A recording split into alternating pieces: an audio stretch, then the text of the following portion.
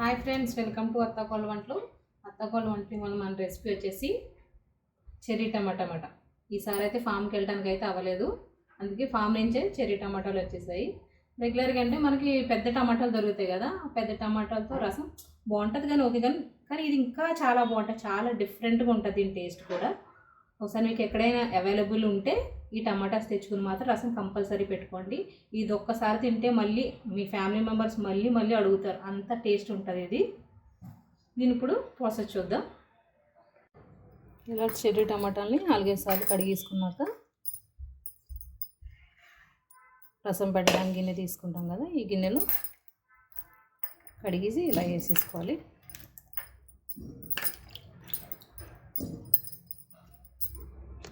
ఇలా వేసేసిన తర్వాత చేతితో మెత్తగా నలిపేసుకోవాలి. ఈజీగా వచ్చేస్తుంది. చెర్రీ టమాటాలు కూడా బాగా పండిపోయి ఉన్నాయి కదా.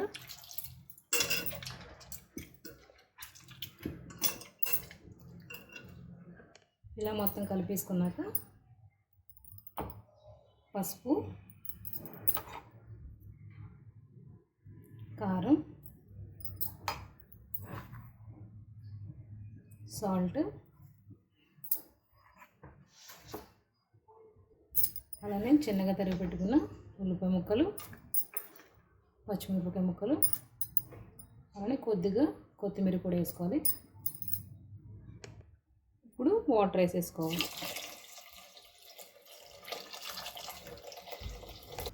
ఇలా వాటర్ వేసుకున్నాక ఒకసారి మొత్తం కలిపేసుకొని స్టవ్ మీద పెట్టేసుకుందాం.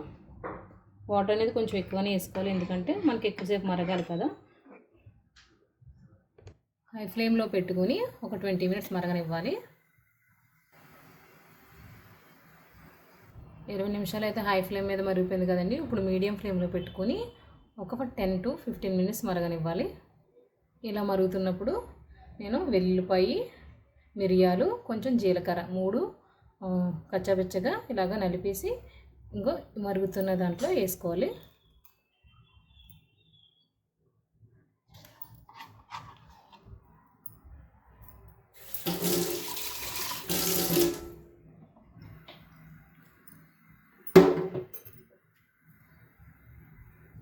ఈ రసం ఎంత మరిగితే రుచి అనేది అంత టేస్ట్గా ఉంటుంది అన్నమాట.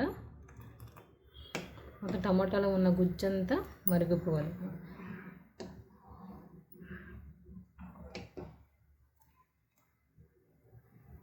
ఇలా మరుగుతున్నప్పుడు మళ్ళీ కొద్దిగా కొత్తిమీర వేసుకుందాం. కొత్తిమీర ఫ్లేవర్ అనేది అందరికీ తెలుసు కదా, చాలా బాగుంటుంది.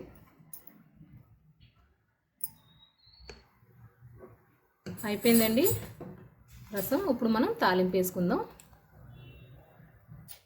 ఇప్పుడు తాలింపు వేసేసుకుందాం అండి. వేడి టమాటా రసం అయితే రెడీ అయిపోయింది. ఇది వేడి అన్నంలో తింటే చాలా బాగుంటుంది. ఒకసారి మీరు కూడా ట్రై చేయండి. మీ ఫ్రెండ్స్, ఫ్యామిలీ మెంబర్స్కి షేర్ చేయండి. వీడియో కనుక మీకు నచ్చినట్లయితే లైక్ చేయండి, షేర్ చేయండి, సబ్స్క్రైబ్ చేయండి. మా అత్త కోడళ్ళ వంటల్ని ఫాలో అవ్వండి. Thank you.